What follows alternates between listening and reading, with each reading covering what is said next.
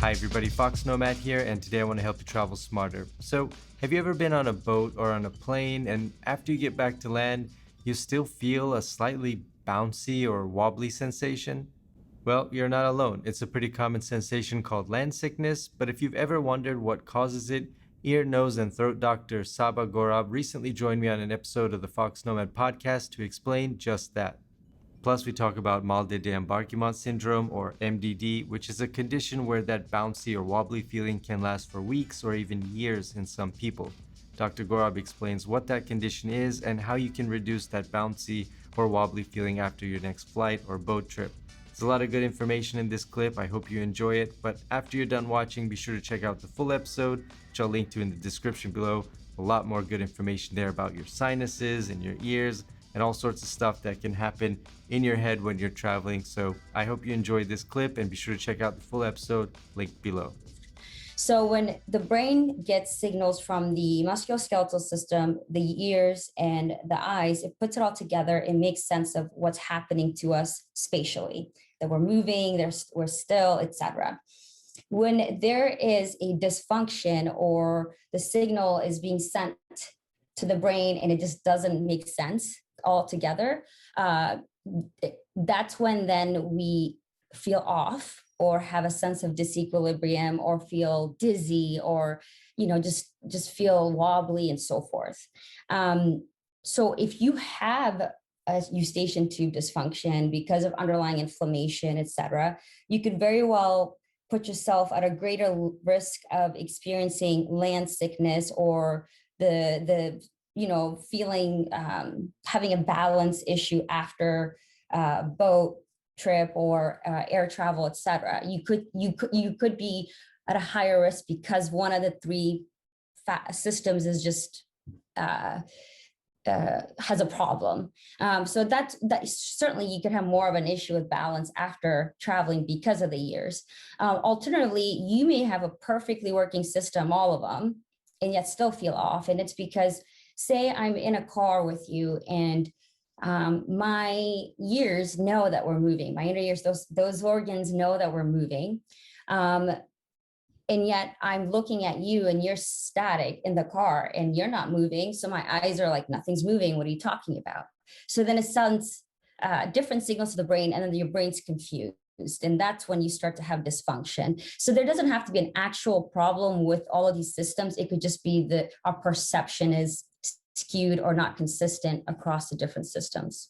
And I'm guessing, for most people, when you get back to land or, things return to normal, it evens out after a few hours, sometimes a day. Mm-hmm. But I came across this at abroad. I have to look up how you pronounce Mal de Débarquement Syndrome. I'm going to just say it like that. And seems like something that people can experience this for months or years after. Is that true? I mean, it is true. And it's interesting because you often hear that it's rare, but I've also come across literature saying, is it really rare, or are we just misdiagnosing these people? Just because in the world of balance disorders or vestibular disorders, there are just so many things, so many diagnoses that I'm not even going to get into just because it's a very complex topic.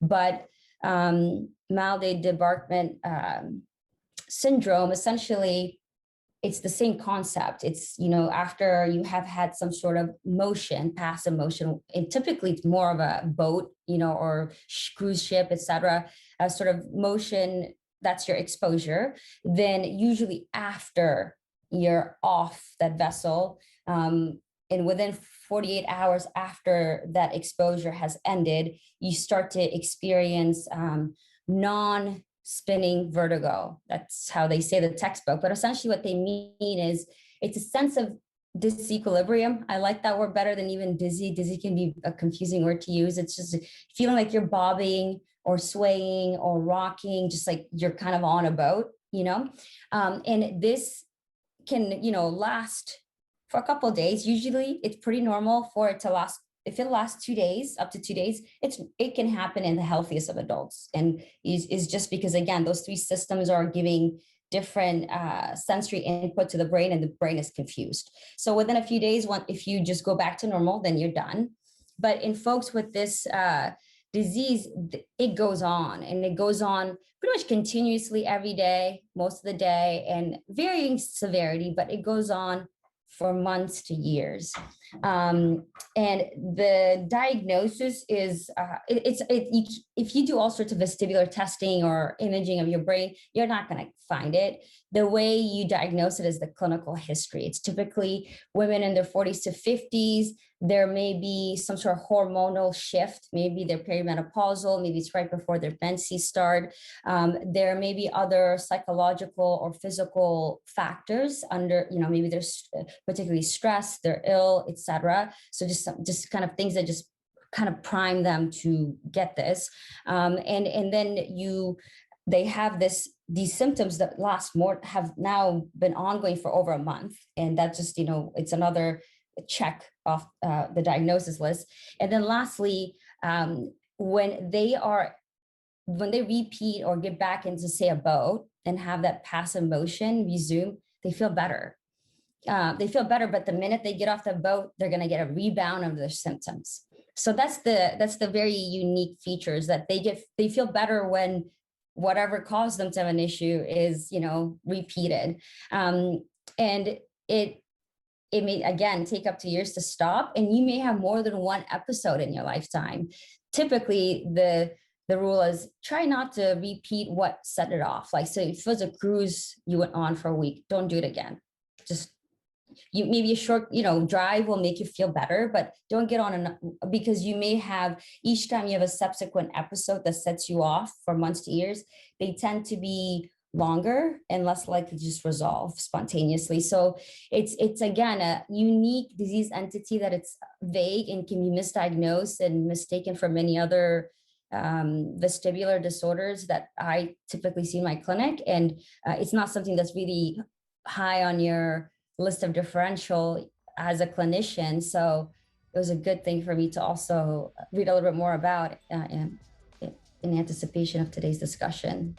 Thank you, Dr. Gorab, for being a guest on the foXnoMad podcast, and thank you for watching. Make sure you hit the like and subscribe button so you don't miss any new videos, which I'll have for you every week. Thanks again for watching, and I will see you in the next video.